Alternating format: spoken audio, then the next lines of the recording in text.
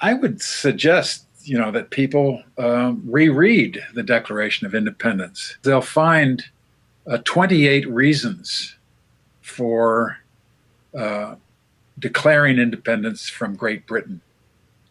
And these reasons reflect a long train of abuses and usurpations or takeovers, to use Thomas Jefferson's language. These settlers from Europe wanted to appropriate lands belonging to different Native American peoples. The Haudenosaunee people, a confederation in New York, the Cherokee people of what's now Tennessee and the Carolinas, the Potawatomi from Michigan and Ohio.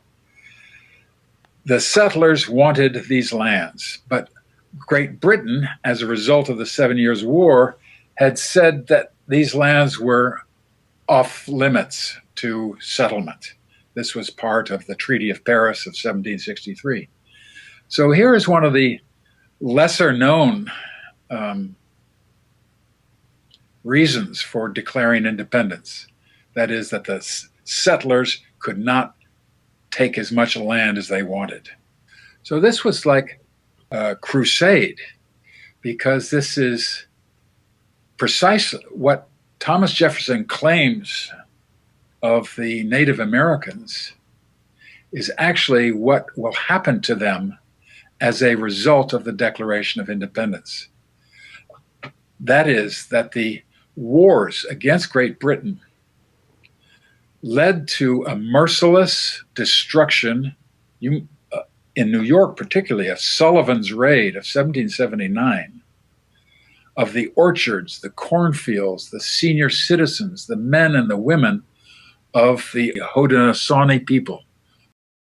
Part of the, quote, genius, unquote, of the U.S. project, if there was such a genius, was the fact that the founders of the United States basically called a formal truce, a formal ceasefire with regard to the religious warfare that had been bedeviling Europe for many decades and centuries. That is to say, Protestant London, so-called, versus Catholic Madrid and Catholic France. What the settlers on the North American mainland did was call a formal truce with regard to religious conflict, but then they opened a new front with regard to race. That is to say, Europeans versus non-Europeans. This at once broadened the base for the settler project. That is to say, they could draw upon those defined as white, who had roots from the Atlantic to the Ural Mountains, and indeed even into the Arab world. If you look at people like Ralph Nader and Marlo Thomas, for example, whose roots are in Lebanon, but are considered to be, quote, white, unquote.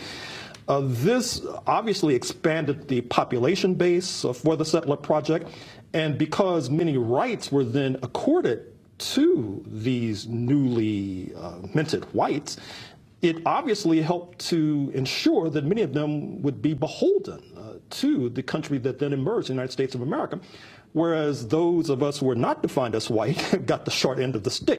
What helped to prompt July 4th, 1776 was the perception amongst European settlers on the North American mainland that London was moving rapidly towards abolition. This perception was prompted by Somerset's case, a case decided in London in June 1772, which seemed to suggest that abolition, which not only was going to be ratified in London itself, was going to cross the Atlantic and basically sweep through the mainland, thereby jeopardizing numerous fortunes, not only based upon slavery, but the slave trade, going back to another revolution, that is to say the so-called Glorious Revolution in England in 1688, which among other things involved a step back from the monarch, the king, and a step forward for the rising merchant class. This led to a deregulation of the African slave trade. That is to say, the Royal African Company theretofore had been in control of the slave trade, but with the rising power of the merchant class, this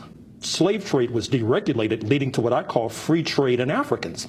That is to say, merchants then descended upon the African continent, manacling and handcuffing every African in sight with the energy of demented and crazed bees, dragging them across the Atlantic, particularly to the Caribbean and to the North American mainland.